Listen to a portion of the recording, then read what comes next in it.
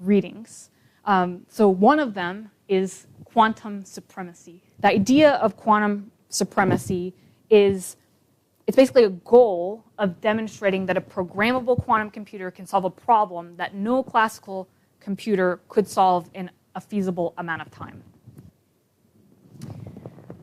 All right, so what's interesting about this idea of quantum supremacy, so this concept was coined by John Preskill in 2012.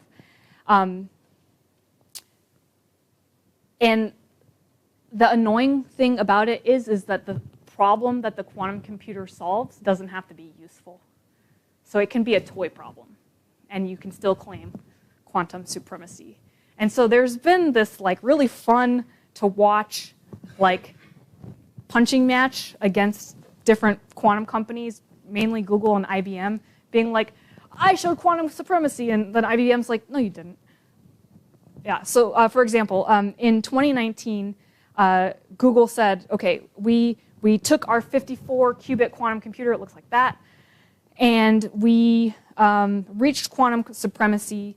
We had 54 qubits, 53 of them actually worked, and we did a series of operations in 200 seconds that would take a regular supercomputer 10,000 years to do.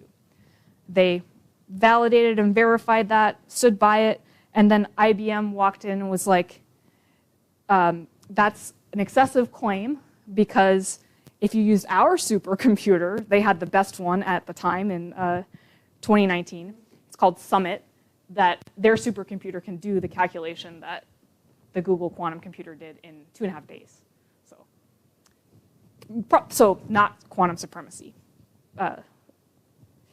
There's also been a claim in 2020 by a Chinese team out of the University of Science and Technology in China. They were using a photonic quantum computer, so very different looking than Google's quantum computer. And they were able to show that they could do Gaussian boson sampling with 76 photons. And they could generate the number of samples the quantum computer could generate in 200 seconds would take a classical computer 2.5 billion years. So that one still stands. And there's several other examples of these photonic quantum computers, so playing with entangled light to do boson sampling, that stand. So there's a couple examples from USTC, and then there's one from the company Xanadu, which I mentioned last class. So one thing that's interesting about all of these quantum computers is that none of them are useful. None of them can do useful problems yet. And it's because of this second part of the title of this slide. It's because we're in the, what is this called? Noisy intermediate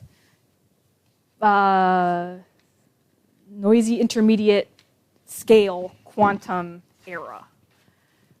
So we not yet at a number of qubits that's useful for doing anything, that's able to do anything useful, including be fault tolerant and error correcting. So generally, people kind of define the NISQ era as being up to about 1,000 qubits. People think that once we get to beyond 1,000 qubits, that we'll be able to do something useful, but we're still pretty far from that. And that's one of the big reasons that all qubits are on the table, right? The problem is that when you keep adding qubits to the system, decoherence gets easier and easier and easier. Like you mess up one piece of the circuit, it's all done because it's all entangled. Yeah, so as you add more qubits, you need more qubits to do error correction, and more qubits, yeah, so it gets very complicated. Programming quantum computers is a whole field in itself, as the people that are more computer science-y in the room know. There's a whole department or division over there in computer science thinking about this. Not trivial. So we as, or me at least, as the material maker person, or material measurer person, is very much thinking about, okay, how do I prepare a pure two-state system that doesn't decohere fast. And then there's the people in the programming side of things thinking, when I have 1,000 of those, how do I tell them to interact? How do I get information out of them when they're interacting? So, two crazy, hard problems. Yeah.